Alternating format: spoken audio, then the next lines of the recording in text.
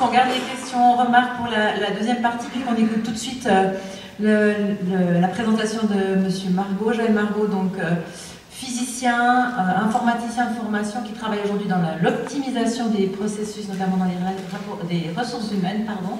Vous me corrigez si je me trompe. Vous vous intitulez, on pourrait dire, penseur technologique, c'est-à-dire que vous vous intéressez beaucoup à cette question d'intelligence artificielle. Je vous laisse nous exposer votre propos. Merci madame. Mesdames, messieurs, bonjour. Qui parmi vous n'a pas de smartphone? 2, 3, 4, 10, 15, peut-être. L'autre jour, je vais assez souvent à Zurich. Je me promène en train, et dans une des gares de banlieue, j'ai rencontré un aveugle. Un aveugle, bon, je l'ai reconnu grâce à sa canne. Et ce qui m'a surpris, c'est que la personne se promenait devant la gare. Vous savez, en Suisse allemande, ils aiment bien mettre les arrêts de bus alignés devant les gares, donc il y a une grande place. Et puis elle traversait la gare avec son téléphone portable comme ça à la main et des écouteurs dans les oreilles. Ça m'a surpris pour un aveugle. Et je l'ai retrouvé un peu plus tard dans le café de la gare, justement. Puis j'étais tellement curieux que j'ai craqué. J'ai été rencontrer cette personne, je lui ai demandé, mais qu'est-ce que vous faisiez avec votre téléphone portable comme ça? Puis il m'a dit, mais j'ai une application sur mon téléphone qui me dit ce qu'il y a en face de moi. Et donc j'entends dans mes écouteurs s'il y a une voiture, s'il y a un tram, s'il y a un vélo, etc. C'est une application de l'intelligence artificielle qu'on appelle actuellement l'intelligence artificielle faible. Le professeur Bourg a parlé d'intelligence artificielle forte. Là, il s'agit d'intelligence bête, de programme, simplement, d'algorithme. Un autre type d'algorithme, ça concerne nos amis les dermatologues. Les dermatologues, on les connaît à partir d'un certain âge, on commence à aller voir le dermatologue de manière régulière. Moi aussi, j'ai commencé de le faire, j'ai un grain de beauté ici, j'en ai aussi ailleurs, mais je ne vais pas vous en parler. Et donc, on peut faire des photos avec son smartphone. C'est pas le smartphone qui va dire si c'est cancérigène ou pas, quoi, non. La photo va être envoyée dans un centre de calcul qui va être comparé avec les anciennes photos que vous aurez faites. Et vous avez des algorithmes d'intelligence artificielle faibles qui vont vous dire s'il y a une probabilité que ce soit un danger pour vous ou pas. C'est une application qui risque de mettre en danger une certaine activité parmi les dermatologues, peut-être, ou pas. Parmi vous, je pense qu'il y en a plusieurs qui ont des comptes Facebook. Personnellement, j'ai le bonheur de ne pas en avoir. Bonheur que je partage avec qui le veut. Mes chiffres sont trop vieux, là. Ils datent d'il y a environ une année. 10 milliards de photos uploadées par mois sur Facebook. C'est pas 10, c'est 30. Maintenant, c'est 30 milliards de photos uploadées par mois sur Facebook. Ça veut dire 1 milliard par jour. Ça fait beaucoup. Yann Lequin, qui est le directeur de recherche de Facebook, indique que c'est des photos qui sont analysées. Elles sont analysées par des algorithmes d'intelligence artificielle, de reconnaissance visuelle. Il peut dire où ont été prises les photos, qu'est-ce qu'il y a sur les photos. Il va reconnaître aussi beaucoup plus loin. Il y a des algorithmes de reconnaissance faciale. Donc vous allez uploader une photo, par exemple ici avec le comité de l'association, ben à ce moment-là, Facebook il va dire tiens, mais ça c'est lui. Et Facebook peut après contacter automatiquement ces personnes pour dire tiens, il y a ton ami qui a uploadé une photo de toi, est-ce que tu veux la publier? Ça, c'est des algorithmes qui ont été, soi-disant, enlevés pour l'Europe. Je ne sais pas ce qui se passe en Suisse exactement, mais du point de vue technique, ça ne pose aucun problème actuellement. Les traductions, vous avez déjà vu peut-être dans Facebook, vous avez un petit lien qui s'appelle traduction. C'est environ 130 milliards de traductions par mois. C'est aussi des algorithmes d'intelligence artificielle faibles qui font ces traductions. Vous cliquez dessus et puis il va vous donner une traduction. Toujours, ce sont des algorithmes d'intelligence artificielle faibles, c'est-à-dire des algorithmes qui sont très doués pour faire une chose. Le jeu de Go. La reconnaissance d'un chat, d'un chien, d'un cheval, d'un grain de beauté, En radiologie, on a aussi des choses très performantes en termes de reconnaissance de pneumonie. Personnellement, j'ai travaillé pas mal avec la reconnaissance de CV. Madame Butrich a indiqué que j'ai pas mal travaillé dans le domaine des ressources humaines, dans le placement temporaire en particulier. Et donc, on a en Suisse quand même pas mal de CV qui transitent par des systèmes informatiques. Il y a beaucoup d'entreprises qui sont très intéressées pour remplir leur base de données de manière automatique. Quand vous allez postuler pour un poste, vous n'aurez plus besoin de remplir l'expérience professionnelle, études, langue apprise, etc. Vous donnerez le CV, vous le donnez déjà maintenant, il peut vous analyser le contenu, pré-remplir les champs, de manière à ce que vous n'ayez que à les valider. Ça, c'est typiquement des algorithmes où on peut utiliser l'intelligence artificielle. On est limité en Suisse, on est beaucoup limité par le nombre de données. En Suisse, on n'a pas assez de CV pour qu'un algorithme d'intelligence artificielle puisse fonctionner uniquement grâce aux données. Ceci, ça marche très bien en Angleterre ou aux États-Unis. Aux États-Unis, par exemple, votre intelligence artificielle, seulement en analysant les CV, sans aucune base de connaissances, sans aucune liste d'écoles, aucune liste d'entreprises ou de liste de langues, de choses comme ça, votre algorithme d'intelligence artificielle sera capable d'identifier s'il y a un nouveau langage informatique qui voit le jour. Il va reconnaître dans la section langage informatique, compétences informatiques du CV, il va reconnaître un terme, un mot-clé qu'il ne connaît pas. En fonction du nombre de fois qu'il va apparaître dans les CV, il va pouvoir dire, tiens, ça pourrait être un nouveau langage informatique. Je vais le catégoriser et le pondérer avec une probabilité que ce soit réellement un nouveau langage informatique. Ceci, je peux le faire pour les nouvelles entreprises, pour les anciennes entreprises, celles qui disparaissent, je peux les mettre, c'est des candidats à l'élimination, si on veut.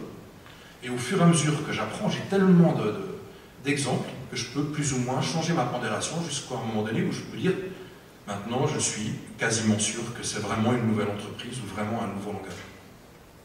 Ça, c'est l'intelligence artificielle pour la reconnaissance de CV. Là, je ne vous dis pas si c'est bien ou si c'est pas bien. On regarde un petit peu ce qui se fait actuellement. Je pense que c'est important de savoir.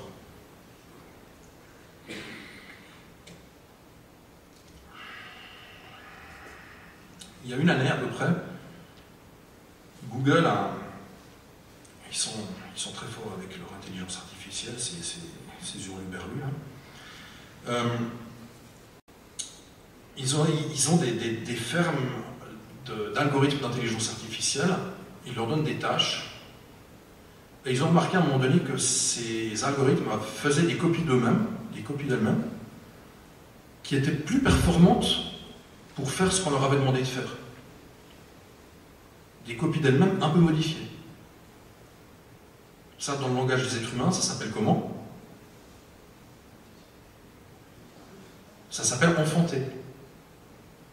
Vous avez actuellement des algorithmes d'intelligence artificielle qui créent des secondes générations qui sont plus performantes que la première pour faire ce qu'on leur a dit de faire et que les êtres humains derrière ne comprennent pas. On ne comprend pas comment ces algorithmes fonctionnent. Si maintenant vous avez votre tube de traitement, à l'entrée vous mettez rouge, à la sortie vous avez blanc, vous ne savez plus pourquoi c'est blanc alors que vous avez rouge ici. C'est le problème que le professeur Bourg disait au niveau du pain dans la soupe. Je ne dis pas que ça ne fonctionne pas. Souvent ça fonctionne, c'est ça le drame.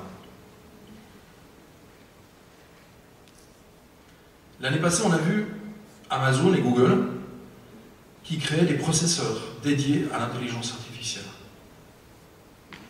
Vous vous souvenez, au début, on avait les CPU, les PC IBM, on avait un CPU standard, il servait à calculer, bon, facile.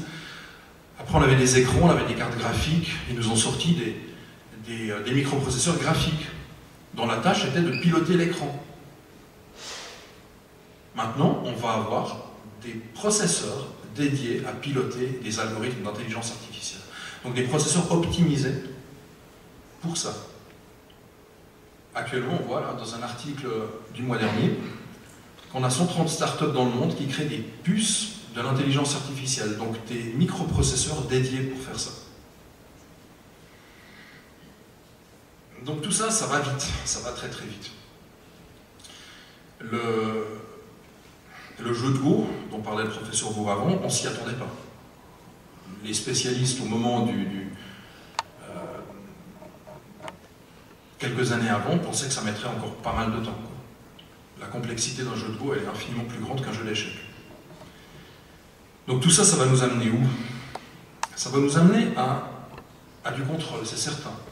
On voit en Chine, actuellement, il y a des gens qui sont interdits de circuler, on leur interdit de prendre l'avion et on leur interdit de prendre le train. Pourquoi? Parce qu'on les a surveillés. Il y a des caméras qui les ont vus traverser la route en dehors des passages cloutés trop souvent. Donc pour leur apprendre à bien fonctionner en société, on leur interdit de prendre le train et l'avion. Et ça, c'est en Chine. La Chine, c'est loin, on n'est pas tout près ici, on est en Europe, donc c'est pas très grave, quoi. Mais si vous mettez des caméras, vous avez la puissance de calcul et les algorithmes pour analyser ces caméras, reconnaître les gens, et donc contrôler où sont les gens, ce qu'ils font à tout moment, sans avoir de puce à l'intérieur de votre corps. Idem pour Louis.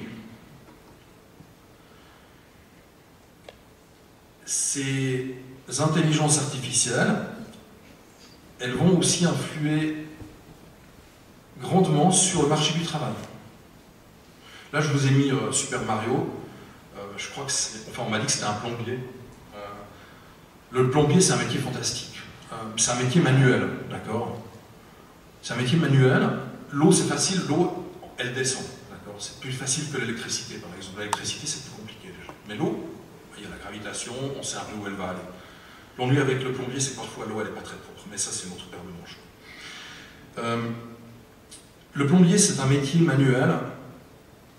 Les métiers manuels vont avoir quand même une plus grande résilience, une plus grande résistance face aux changements, aux bouleversements de l'intelligence artificielle qui vont venir. Les métiers manuels requièrent des robots. Les robots, vous avez vu peut-être les dernières vidéos de Boston Dynamics. Un robot de Boston Dynamics, c'est 6 millions, 8 millions, 10 millions de dollars. Ça coûte cher. C'est pas demain la veille qu'on va avoir des robots remplacer des travailleurs manuels. Maintenant, c'est clair que pour le Suisse moyen, de convaincre ses enfants de devenir plombier, je sais ce que je dis à mon fils qui est au fond de la salle, là, quand il m'a demandé quel métier il devrait faire pour être plus résistant face à l'intelligence artificielle, je lui ai dit plombier, il n'était pas très content. Il m'a dit, moi je veux aller à l'université. Bon, d'accord. Donc il a été à l'université, il est à l'université. Comme quoi, le cordonnier est le plus mal chaussé.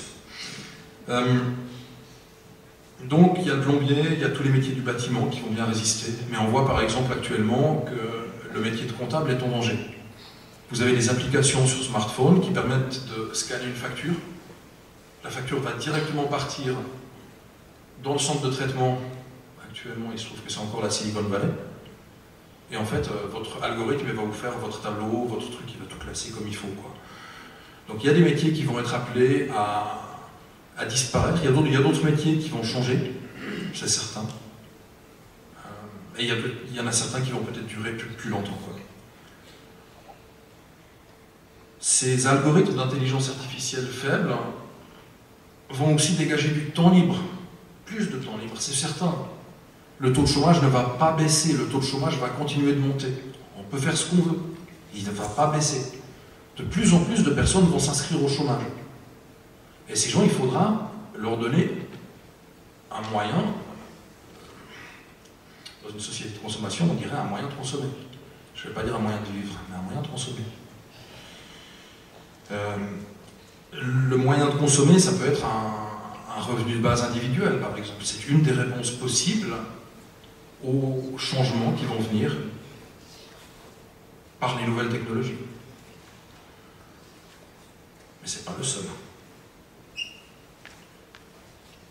La question, c'est qu'est-ce qu'on va faire avec le temps libre qu'on aura en plus? Est-ce qu'on va faire une espèce d'outsourcing de la pensée?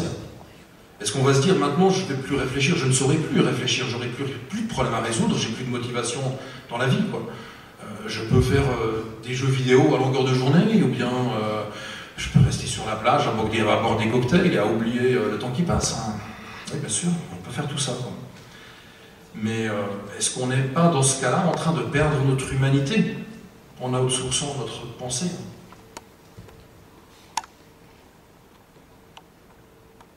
Tout ça,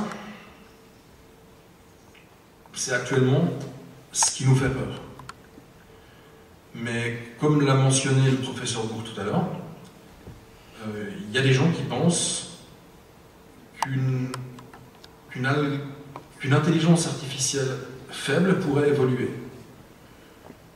Une intelligence artificielle faible, on lui apprend à reconnaître un chat, on lui apprend à reconnaître un chien, on lui apprend à reconnaître un cheval. Mais une fois ou l'autre, elle va se dire, tiens, j'ai un drôle d'animal ici, je ne sais pas trop ce que c'est. Ça ressemble à un chat, mais c'est plus grand, ça ressemble à un chien, mais c'est différent. Et il va se mettre à reconnaître cet animal tout seul, sans qu'on lui dise. Et du coup, il va reconnaître un lama, par exemple. Mais il ne va pas savoir que c'est un lama. On ne lui aura pas dit que cet animal, ça s'appelle un lama. Il va lui donner un nom à lui. Et donc, il va commencer à apprendre, à augmenter, à élargir son domaine de compétences. On peut lui apprendre, on lui apprend de plus en plus. On lui dit, bah, tiens, ça c'est une voiture, ça c'est un vélo. Et tout d'un coup, on voit qu'ils commencent à apprendre eux-mêmes. À un point qu'on ne se rend pas forcément compte exactement comment est-ce qu'ils le font. Et quand ils le font. Là, on aurait un risque de voir une intelligence artificielle se développer, qu'on pourrait dire une intelligence artificielle générale, dont le domaine de compétences serait plus élargi que son domaine de compétences d'origine. Bien sûr, de façon ultime, une intelligence artificielle qui serait capable d'être plus performante que l'être humain dans toutes les tâches que l'être humain serait amené à faire. A priori, c'est quelque chose qui ne devrait pas nous choquer plus que ça, quoi.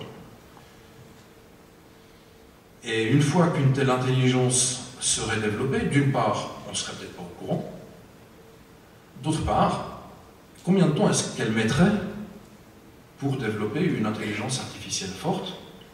Donc, une intelligence artificielle dotée de conscience. Elle se dirait « je suis ». Cogito ergo sum.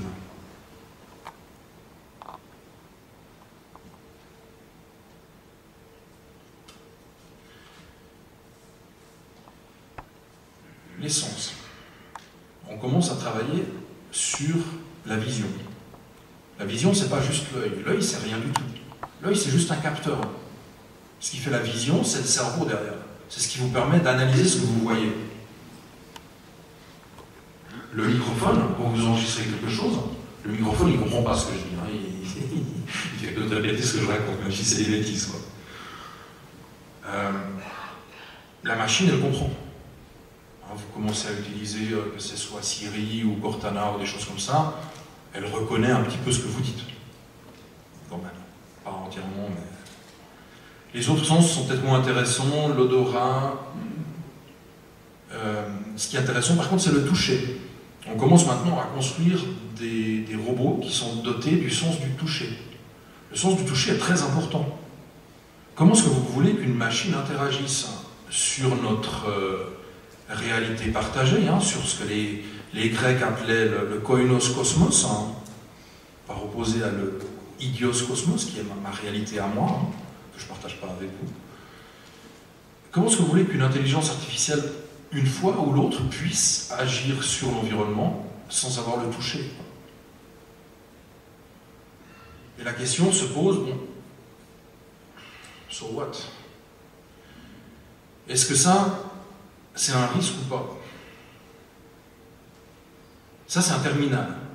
C'est pas une intelligence artificielle. C'est un terminal. Ça permet de voir, d'entendre, de toucher, d'agir. Mais ça ne permet pas de réfléchir, parce que vous avez sous j'allais dire une boîte crânienne, mais déjà c'est faux, c'est pas une boîte crânienne. C'est une espèce de machin qui ressemble à une boîte crânienne. Ce que vous avez là-dedans, il n'y a pas d'intelligence artificielle là-dedans. L'intelligence artificielle, elle est ailleurs. Et c'est ça le gros risque quelque part, c'est qu'elle est partagée. Elle est partagée, elle est partout. Si vous voulez vous présenter un petit peu les choses, un ordinateur n'est pas une intelligence artificielle forte. Elle ne serait pas située dans un ordinateur. Elle serait située sur sur un réseau, sur Internet. Les ordinateurs, vous pouvez les considérer, si vous voulez, comme des neurones à la limite, quoi. Les lignes étant les synapses. C'est une analogie, comme toute analogie, elle a ses limitations. Moi, je pense pas qu'on aura affaire à un monde de type Terminator. C'est beaucoup moins... c'est beaucoup plus... enfin, c'est un petit peu comme vous considérez nos amis les fourmis. Moi, quand je vois une fourmi par terre, j'essaie de l'éviter, hein, mais j'essaie de respecter toutes les vies humaines, toutes les vies animales, toute forme de vie, ça c'est ma nature personnelle. Je pense que la plupart des êtres humains vont quand même éviter d'écraser une fourmi. On ne peut pas dire qu'on n'éprouve pas de haine envers la fourmi. Mais si par hasard, la fourmi décide de faire une fourmilière au milieu de votre terrain, que vous voulez planter des légumes ou construire quelque chose, je pense que vous n'aurez pas trop de ressentiment ou d'hésitation pour simplement détruire la fourmilière, quoi. Je pense qu'on aurait beaucoup plus de risques d'une intelligence artificielle forte qui nous traiterait comme un dommage collatéral, où on verrait une toute petite dérive de ces objectifs par rapport à nos objectifs, qui pourrait avoir des conséquences dramatiques. Mais pas une élimination systématique, je veux dire, ça va commencer à éliminer systématiquement les fourmis, quoi. Enfin, pas de façon consciente. On le fait très bien de façon inconsciente. Je peux comprendre que pour beaucoup de gens, cette perspective, elle semble assez tirée par les cheveux, de se dire qu'on pourrait une fois ou l'autre arriver à une intelligence déjà qui soit générale, et après en plus qui soit forte, donc dotée de conscience. Une intelligence qui pourrait décider de son propre destin. C'est parce qu'on a peut-être des problèmes à imaginer qu'un circuit électronique puisse évoluer, puisse se reproduire en s'améliorant. Pour ça, je vais reprendre les 3 affirmations de l'écrivain américain Sam Harris. Cet écrivain a énoncé 3 affirmations qui font que, pour lui, l'arrivée d'une intelligence artificielle forte est non seulement probable, mais inéluctable. La première affirmation, ça consiste à dire que pour qu'il y ait une intelligence, il faut qu'il y ait un système de traitement d'information, un système de calcul.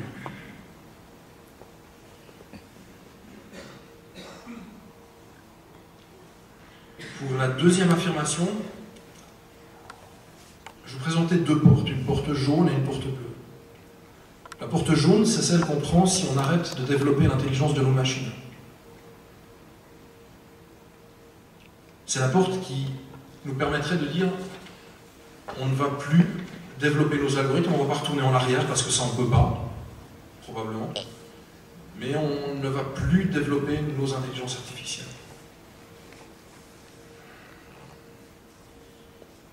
Qu'est-ce qui pourrait nous amener à faire ceci de manière définitive, hein? Je ne vous parle pas d'un moratoire, parce qu'un moratoire, c'est pas assez. Il faudrait vraiment avoir un moyen d'être sûr qu'on ne va plus développer l'intelligence de nos machines. Ça, c'est la porte jaune. Pour y arriver, il n'y a pas 36 solutions. Hein. Il faudrait une guerre nucléaire totale, ou bien une épidémie, enfin quelque chose qui ramènerait, qui taperait sur l'humanité suffisamment pour la ramener à l'âge de la pierre, quoi, de manière définitive et finale, quoi. Donc quelque chose qui soit aussi grave, si ce n'est plus, que l'arrivée d'une intelligence artificielle forte sur Terre. Donc ça risque pas de se produire. En plus, l'intelligence est une ressource, c'est peut-être la ressource la plus précieuse actuellement dans nos sociétés. On a encore plein de problèmes qu'on aimerait résoudre. Il y a plein de maladies dont on aimerait se débarrasser. Tout plein. Et puis il y a plein de gens pour nous dire, pour nous promettre, hein, en particulier tous les Ray Kurzweil là, de Google et autres, pour nous promettre qu'on pourra se débarrasser du cancer, qu'on pourra se débarrasser de toutes ces maladies horribles. Ils nous disent qu'on va pouvoir comprendre les systèmes économiques qu'on va pouvoir enfin modéliser la météo au niveau planétaire, de pouvoir comprendre comment fonctionnent les climats, etc., etc.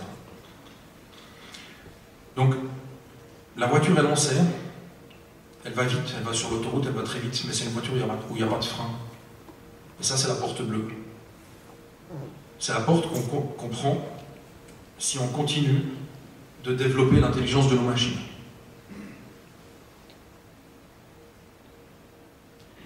Là, ce qui est important de comprendre, c'est que la vitesse n'est pas très importante. Il suffit de continuer, comme on est en train de le faire. Là, on ne parle pas d'exponentiel, on ne parle de rien. Il suffit juste de continuer. Tout est en place pour que ça se passe et que ça continue.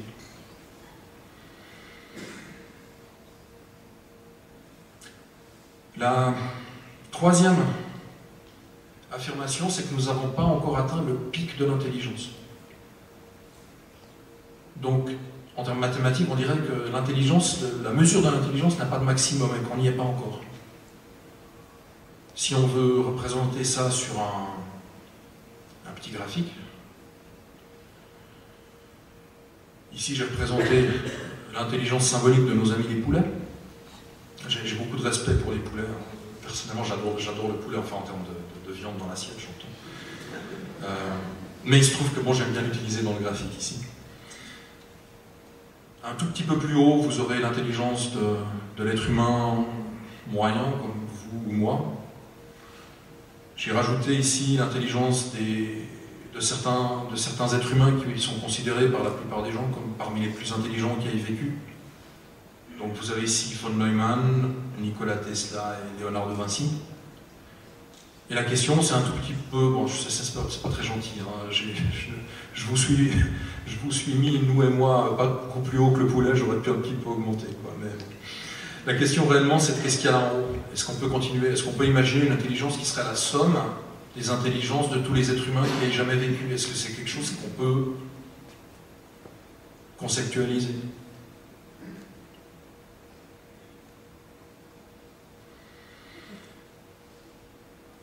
Ce qui est intéressant aussi de voir, c'est les arguments que certaines personnes opposent à ces trois affirmations. Ils disent qu'il n'y a pas de raison de s'inquiéter, de toute manière ça ne va pas se produire tout de suite, ça va se produire dans 50 ans, ou dans 100 ans. On aura le temps de réaliser, on aura le temps de faire quelque chose, on entend un petit peu le même argument qu'on voit concernant la suppression des conditions de vie sur la planète. On dit la même chose, on nous dit d'ici 50 ans on va réussir à pouvoir terraformer Mars, ça c'est aussi un truc. Enfin, bah non. Non, parce que dès qu'une intelligence artificielle aura atteint un certain niveau de généralisation parmi ses compétences, ça va aller très très vite. Un cerveau électronique travaille 1 million de fois plus rapidement qu'un cerveau biologique. C'est-à-dire qu'en une semaine, vous vous enfermez dans une pièce, on va être même un peu plus... on va poser la barre un tout petit peu plus haut, on va enfermer Nikola Tesla dans une pièce. Pendant une semaine, il va réfléchir sur un problème. Une intelligence artificielle générale serait capable de travailler pendant 20 000 ans, pendant cette semaine. 20 000 ans de travail, semaine après semaine. Donc, c'est très rapide. L'autre argument qu'on peut opposer à cette idée, que ça prendrait de toute manière 50 ans ou 100 ans pour arriver, c'est que l'intelligence artificielle, pour qu'elle puisse fonctionner vraiment de manière optimale, il faut 3 choses. Il faut des algorithmes. C'est certain qu'il faut des algorithmes. Sans les algorithmes, on ne peut rien faire. Et on a vu que les algorithmes, ils s'améliorent déjà eux-mêmes, sans qu'on ait vraiment besoin de s'en occuper trop. On voit maintenant apparaître les premiers algorithmes où on ne leur donne pas de mission, on ne leur donne pas de choses à faire. Google a mis en place un algorithme d'intelligence artificielle en lui disant simplement « tu parcours le web », comme si le web était la réalité, et tu apprends. C'est effrayant. Les algorithmes. La deuxième chose qu'il faut pour une intelligence artificielle pour être efficace, c'est une rapidité de calcul, c'est les microprocesseurs. Là, vous avez la loi de Moore. qui dit que tous les 2 ans, la vitesse de calcul des processeurs double. Et la troisième chose, c'est les données. Les données, on en a beaucoup, beaucoup, beaucoup. Si maintenant vous essayez de comparer les données qu'on crée à un livre, prenons la Bible par exemple, et vous empilez toutes les Bibles pour les données qu'on a créées l'année dernière, vous obtiendriez une pile qui va jusqu'à Pluton, juste l'année dernière. Et tous les 2 ans, ça double aussi. On a de plus en plus de données aussi. Donc on a 3 courbes qui sont 3 exponentielles qu'on met ensemble. Ça va très très vite. Ici, je vous ai représenté un petit peu les performances de l'intelligence biologique, qui sont linéaires, avec les performances de l'intelligence artificielle. En bleu, vous voyez un petit peu l'endroit où on est actuellement. Et oui, c'est clair qu'il faut de plus en plus d'énergie pour le faire. Bien sûr. Mais je ne suis pas sûr de savoir qui c'est qui va gagner dans cette course effrénée. Le deuxième argument qu'on entend aussi beaucoup de la part de ces illuminés transhumanistes, c'est le fait de dire que il n'y a pas besoin de se faire de soucis de toute manière, d'ici là. L'intelligence artificielle va partager nos valeurs. On aura tous des chips dans le cerveau. Tous nos enfants, on va leur mettre des chips dans le cerveau de manière automatique pour augmenter la bande passante avec l'intelligence artificielle. Actuellement, le gros problème, c'est la bande passante. C'est clair qu'avec un ordinateur, la bande passante, c'est quoi? Vous pouvez lire ce que vous dit l'ordinateur grâce à l'écran. Vous pouvez éventuellement comprendre ce qu'il vous dit à travers le haut-parleur, mais ça reste des bandes passantes de l'ordre bien avant les tout premiers modems, quoi. Ça va être le moment de finir. Et ici, vous avez la page web du site Neuralink de Elon Musk. C'est des gens qui veulent augmenter la bande passante homme-machine. Ils le disent d'ailleurs dans la première phrase. Ils n'ont pas de... Ils n'ont aucune gêne, quoi. Ils veulent augmenter la bande passante non seulement en lecture, mais aussi en écriture. En écriture, maintenant, j'ai le clavier, j'ai la souris, et j'ai éventuellement le microphone. Ça reste très long.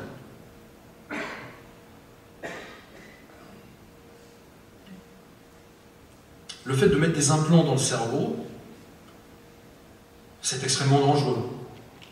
Moi, j'ai pas envie qu'on me mette un implant dans le cerveau de toute façon, mais en plus, il faut que ce soit testé. Il faut que ce soit testé complètement, entièrement, à fond, avant qu'on s'amuse à mettre des choses dans notre cerveau, quoi.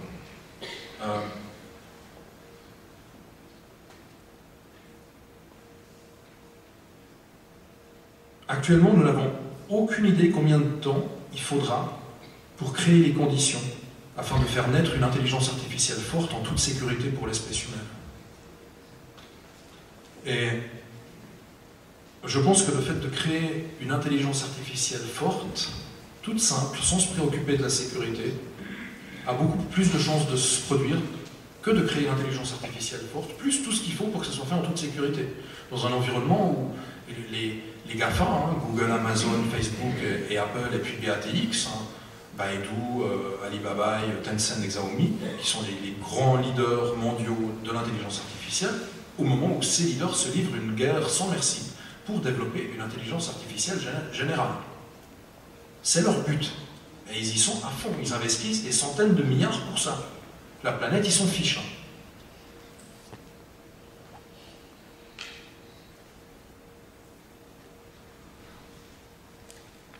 Je pense qu'on n'a qu'une seule chance pour faire les choses bien. Et il faut qu'on le fasse maintenant.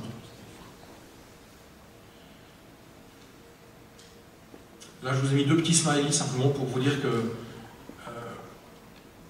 on a tous nos opinions. Est-ce que c'est bien, est-ce que c'est pas bien? Moi, j'essaie de prendre un petit peu de distance par rapport à ça. J'y arrive assez mal d'ailleurs, mais je pense qu'il faut d'abord comprendre la situation telle qu'elle est pour pouvoir après agir. Ce qu'on pourrait faire, par exemple, c'est créer une agence internationale, un petit peu sur le modèle de l'Agence internationale de l'énergie atomique, qui serait une agence internationale pour la sécurité de l'intelligence artificielle. Ce ne serait pas une agence dont la tâche serait de développer l'intelligence artificielle forte. Ça, on n'a pas besoin de l'aider, ça va venir tout seul. Mais vraiment pour essayer d'être sûr que ça se fasse en toute sécurité, quoi. Si c'est possible.